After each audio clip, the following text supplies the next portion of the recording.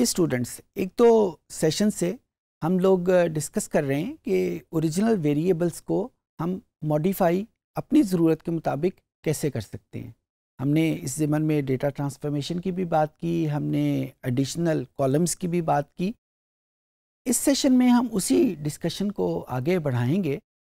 पिछले सेशन में मैंने आपसे रिक्वेस्ट की थी कि आप लोग खुद से एक्सपेरिमेंटल बेसिस के ऊपर कुछ जो बटन्स अवेलेबल हैं डेटा एनालिसिस टूल के तौर के ऊपर, वो आप ट्राई करें और देखें कि रिज़ल्ट उसके क्या आते हैं। उम्मीद है कि आप लोगों ने उसको किया होगा। इस सेशन में पर्पस यही है कि अगर उस एक्सपेरिमेंटेशन में आपको कहीं कोई प्रॉब्लम है तो मैं यहाँ पे उनमें से कुछ फंक्शंस स्क्रीन के ऊपर करूँगा और अगर उनमें कोई इशू है तो आप उसको सॉल्व कर सकें। यहाँ पे एक टर्मिनोलॉजी मैं और इस्तेमाल करना चाहता हूँ। पहले मैंने वो टर्मिनोलॉजी यूज़ नहीं की क्योंकि हम बिल्कुल इब्तदाई स्टेज के ऊपर थे। पावर बीआई की ज़ुबान में जब हम डेटा के ऊपर कोई चेंजेस करते हैं तो उसके लिए हम एक्सप्रेशन यूज़ करते हैं, डेटा एनालिसिस एक्सप्रेशंस, और इसको एक्रोनियम, इसका एब्रीविएशन जो है वो DAX डैक के नाम के ऊपर हम इसको याद करते हैं। और पावर बीआई के वर्ड में ये टर्मिनोलॉजी बहुत पॉपुलर है, बहुत कॉमनली यूज़ होती है। डैक स्टूडियो भी अवेलेबल है और डैक स्टूडियो में हम क्या फंक्शन करते हैं, स्टार्ट हम लोग कर चुके हैं और डैक बहुत एडवांस लेवल तक हमें लेके जाता है। लेकिन पर्पज़ उसका वही होता है कि ओरिजिनल वेरिएबल्स को अपनी मर्ज़ी के मुताबिक, अपनी ज़रूरत के मुताबिक हम चेंज कर सकें। तो आइए स्क्रीन पे चलते हैं और कुछ और फंक्शन डैक के हवाले से हम डिस्कस करते हैं। स्टूडेंट्स, ये हमारे पास स्क्रीन मौजूद है, वही डेटा फाइल हमने यूज़ कर रहे हैं कस्टमर डीबेस को, ताकि हमारे पास रेफरेंस रहे और जो हमारा टॉपिक है वो डेटा एनालिसिस एक्सप्रेशन के ऊपर यानी डैक के ऊपर है। इसको हम ऑन कैसे करते हैं, हम ट्रांसफॉर्म डेटा को क्लिक कर लेंगे और ये हमें एक और मॉड्यूल के ऊपर, एक और स्क्रीन के ऊपर ले जाएगा जहाँ पे हमें ये एक्सप्रेशन हमारे सामने आ जाएगा। अच्छा, बाज़ औक़ात जब आप लोग इसको कर रहे होंगे तो यहाँ पे जहाँ पे ये फार्मूला बार है, इस फार्मूला बार के ऊपर एक और वार्निंग भी लिखी आएगी, वार्निंग कह लें या कमेंट कह लें। वो लिखा आता है कि ये जो सेशन आप करने जा रहे हैं ये कितने अरसे के बाद हम दोबारा ले रहे हैं। यानी लिखा आ सकता है कि this session is 7 days old, 10 days old या 1 day ओल्ड। तो उस हवाले से पावर बीआई आपको इन्फॉर्मेशन दे रहा है कि लास्ट टाइम आपने डैक के ऊपर कब कैलकुलेशन की थी। अगर आपने फ़ौरन की होगी तो ऐसा कोई कमेंट सामने नहीं आएगा, लेकिन जब 2-3 रोज़ गुजर गए हों तो पावर बीआई आम तौर के ऊपर आपको ये इन्फॉर्मेशन देता है। फ़ायदा उसका ये होता है ताकि अगर हम दरमियान में कोई और सेशन किया है और वो हम गलती से सेव करना भूल गए हैं, उसके मुताबिक उसकी जो कैलकुलेशन हमने की थी वो सेव नहीं की, तो हमें ये पता चल जाए कि ये जो सेशन हम करने जा रहे हैं ये बहुत ज़्यादा पुराना है, इसमें वो जो पुरानी 1 या 2 रोज़ पहले हमने की थी वो सेव नहीं हुई। तो इस किस्म की इंफॉर्मेशन या कमेंट्स हैं हमें बहुत फ़ायदा देते हैं। ओके, सो यहाँ पे हमारे पास ये डेटा ट्रांसफॉर्मेशन का मॉड्यूल मौजूद है। ये हमने पहले डिस्कस किया था कि 2 चीज़ें मौजूद हैं, ट्रांसफॉर्म है और ऐड कॉलम के तौर पे मौजूद हैं। दोनों के फंक्शंस डिफरेंट हैं। ट्रांसफॉर्म को जब हम क्लिक करते हैं तो प्राइमरीली ये उसी कॉलम में कुछ चेंजेस लेके आता है, जबकि जब हम ऐड कॉलम्स करते हैं तो उसी कॉलम की बजाय एक नया कॉलम क्रिएट हो जाता है। अच्छा, कुछ फंक्शंस स्पेसिफिक हैं डेटा ट्रांसफॉर्मेशन के लिए, यानी ट्रांसफॉर्मेशन के क्लिक के लिए, और कुछ फंक्शन स्पेसिफिक हैं ऐड कॉलम्स के लिए।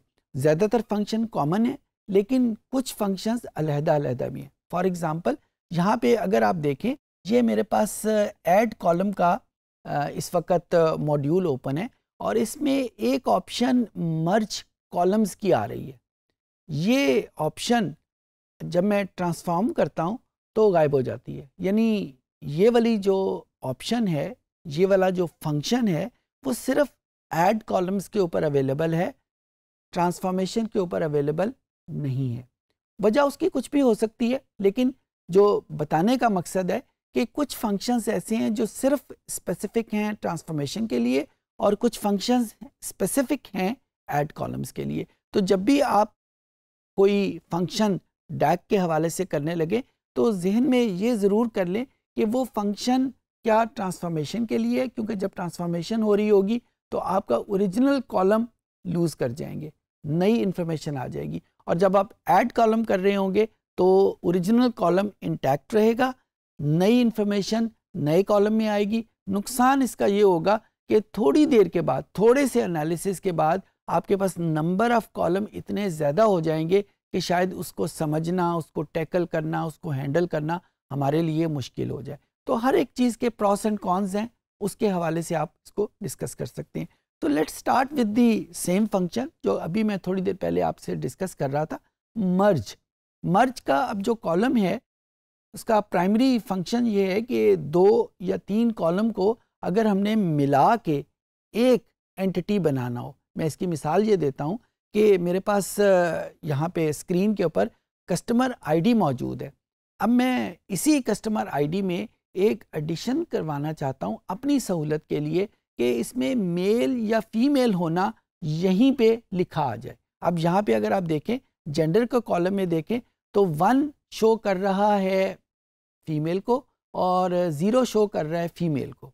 सिमिलरली मेरी ख्वाहिश ये भी हो सकती है कि ये कस्टमर आईडी के साथ ही वो जो बर्थ मंथ है वो साथ ही उसके लिखा जाए। तो यहाँ पे मैं 2 कॉलम्स को या 2 से ज़्यादा कॉलम्स को आपस में जोड़ के इकट्ठा लिखना चाहता हूँ। जिस तरह थोड़ी देर पहले मैंने आपको बताया, ये फंक्शनैलिटी सिर्फ ऐड कॉलम्स में अवेलेबल है, ट्रांसफॉर्मेशन में अवेलेबल नहीं है।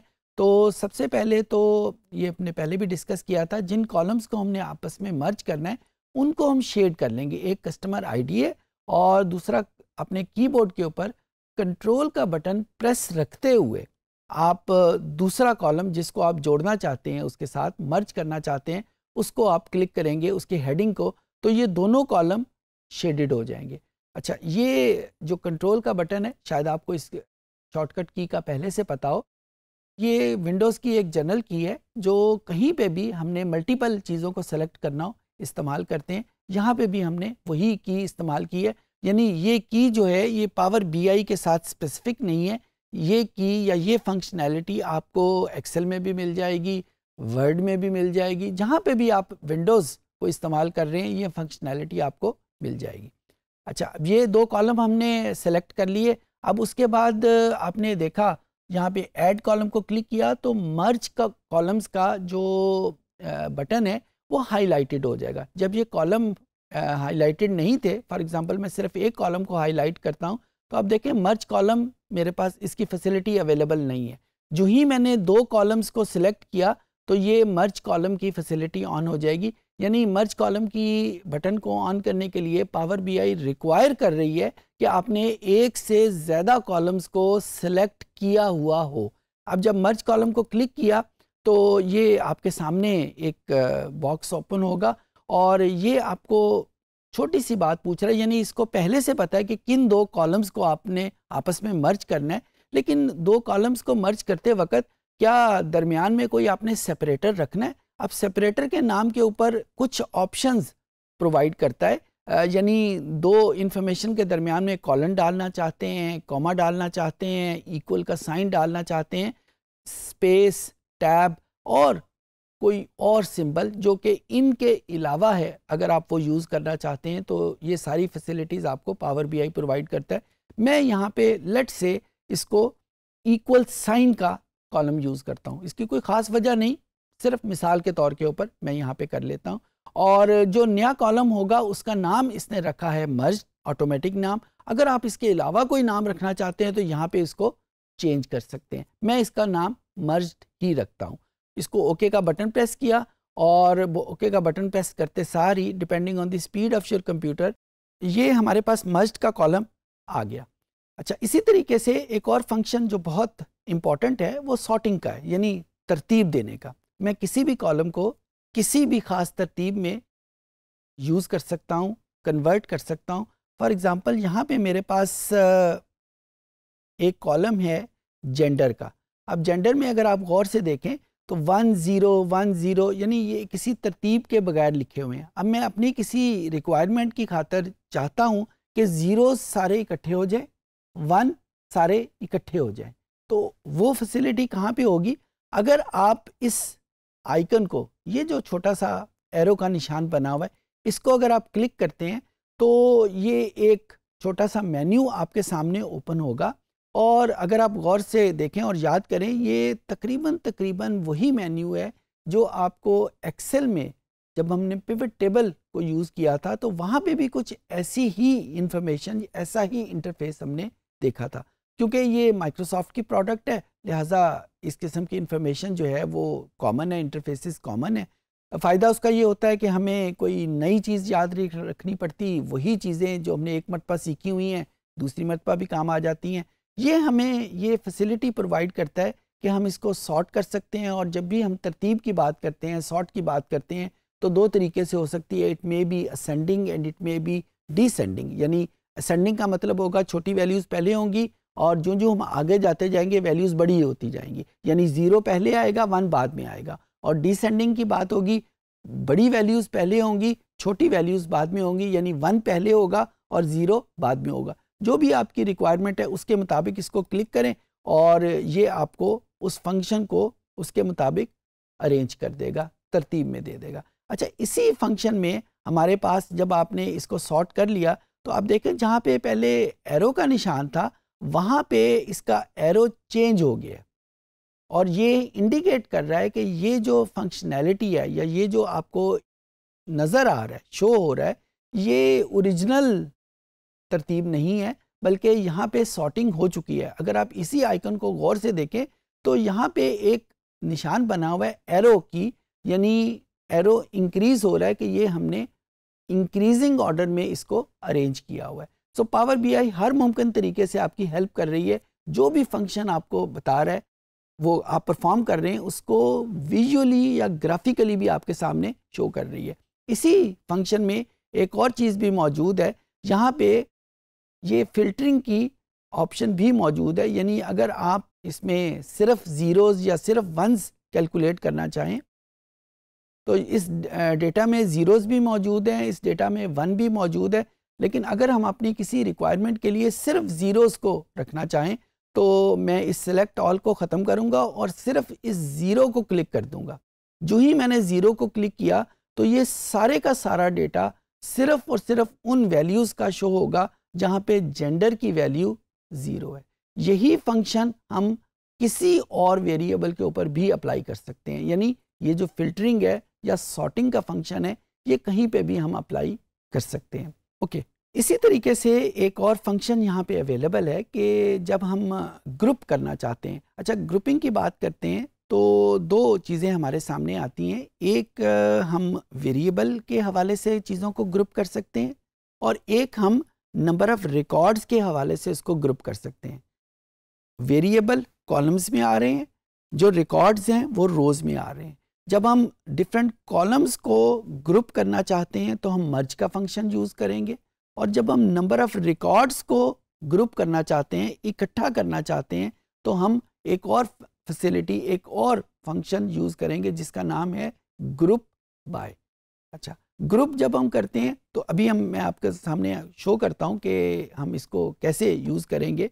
फॉर एग्ज़ाम्पल यहाँ पे मेरे पास ट्रांसफॉर्मेशन में वेरी फर्स्ट ऑप्शन मौजूद है ग्रुप बाय, और अगर आपने गौर से देखा ये ऐड कॉलम में ये फैसिलिटी यहाँ पे अवेलेबल नहीं है, सिर्फ ये फैसिलिटी ट्रांसफॉर्मेशन में अवेलेबल है। तो अभी थोड़ी देर पहले डिस्कशन हुई थी कि कुछ चीज़ें सिर्फ ट्रांसफॉर्मेशन में हैं, कुछ चीज़ें सिर्फ ऐड कॉलम में, तो ये भी उन्हीं चीज़ों में शामिल है। ग्रुप बाय को हमने क्लिक किया तो अब यहाँ पे क्योंकि जेंडर ऑलरेडी सिलेक्टेड है तो यहाँ पे हम ये कह रहे हैं कि जेंडर को हमने कैसे ग्रुप करना है। हमने ग्रुप करने के लिए काउंट का फंक्शन यूज़ करना है और इसको काउंट रोज़, और जो चीज़ें फंक्शंस हमें अवेलेबल हैं वो इसको हम सम भी कर सकते हैं, वो हम इसको एवरेज भी कर सकते हैं, और इस तरह के मुख्तलिफ फंक्शन हम यहाँ पे यूज़ कर सकते हैं। जो ही ये चीज़ हमने इसको क्लिक कर दी, इसको ओके का बटन प्रेस किया तो अब आप देखें कि जेंडर में जो एक बहुत लंबी रो थी उसमें 2 वैल्यूज़ थी, क्योंकि हमने फ़िल्टर किया हुआ था तो सिर्फ एक वैल्यू 0 नज़र आ रही थी। 0 कितने है, उनकी तादाद यहाँ पे शो हो गई 2449 ज़ीरोज़ हैं। और अगर मैं कंप्लीट इंफॉर्मेशन लेना चाहता हूँ तो सबसे पहले मैं इस जेंडर में वो जो सॉर्टिंग हमने की थी उस सॉर्टिंग को ख़त्म करूँगा, सेलेक्ट ऑल को प्रेस करूँगा। सेलेक्ट ऑल को जब प्रेस किया तो ज़ीरोज़ भी आ गए और 1 भी आ गया। इसको ओके का बटन प्रेस किया और अब ग्रुप बाई को जब मैं इसी चीज़ को यही फंक्शन दोबारा करूँगा तो अब आप देखिएगा कि अब आपके पास 1 की तादाद भी आ गई, आपके पास ज़ीरोज़ की तादाद भी आ गई। यानी ग्रुपिंग के लिए मैंने उनकी तादाद को यूज़ किया। मैं इसके सम को भी यूज़ करूँगा। जब सम का फंक्शन यूज़ होगा तो यहाँ पे इस कॉलम में जहाँ पे उनकी तादाद लिखी हुई है इनका सम लिखा आ जाएगा। जब मैं एवरेज का फंक्शन यूज़ करूँगा तो इस पर्टिकुलर कॉलम में उनका एवरेज लिखा हुआ आ जाएगा। यहाँ पे वेरिएबल मैं जेंडर यूज़ कर रहा हूँ। अगर वेरिएबल जेंडर की बजाय इनकम होगा तो इनकम का सम या इनकम की एवरेज आ जाएगी। अगर कोई और वेरिएबल यूज़ होगा तो जो भी फंक्शन हम यूज़ कर रहे हैं उसके मुताबिक उसका आंसर हमारे सामने आ जाएगा। उम्मीद है कि चीज़ें आपको समझ आ गई होंगी। इस सेशन में हमने डैक के हवाले से कुछ मज़ीद फंक्शन भी सीखे। हमने सॉर्टिंग सीखी, डेटा फिल्टरिंग का फंक्शन हमने सीखा, मर्ज कैसे करते हैं वो हमने सीखा। आपको शायद फील हुआ हो कि बहुत सारे फंक्शंस जो हैं वो माइक्रोसॉफ्ट एक्सेल की तरह की हैं। एटलीस्ट उनकी जो प्रेजेंटेशन है जहाँ से हम उनको अप्लाई करने लगते हैं वो बिल्कुल माइक्रोसॉफ्ट एक्सेल की तरह है। तो इसकी एक वजह तो यही है कि माइक्रोसॉफ्ट एक्सेल और माइक्रोसॉफ्ट पावर बीआई इनकी बनाने वाली कंपनी एक है माइक्रोसॉफ्ट। तो उन्होंने एक जैसे इंटरफेसेस जो हैं वो इन दोनों के लिए डेवलप किए। आसानी हमें ये हो जाती है कि अगर हमने एक प्लेटफॉर्म के ऊपर ये टेक्निक सीखी हुई हैं तो बड़ी आसानी के साथ हम उनको दूसरे प्लेटफॉर्म के ऊपर भी इस्तेमाल कर सकते हैं। और as a matter of fact जो माइक्रोसॉफ्ट की दूसरी प्रोडक्ट है इसी हवाले से, डेटा एनालिसिस के हवाले से, वहाँ पे भी इन फंक्शंस की जो एक्सप्रेशंस है, इंटरफेसेस है, वो बिल्कुल इसी तरीके से है। उम्मीद है कि चीज़ें आपको समझ आ गई होंगी।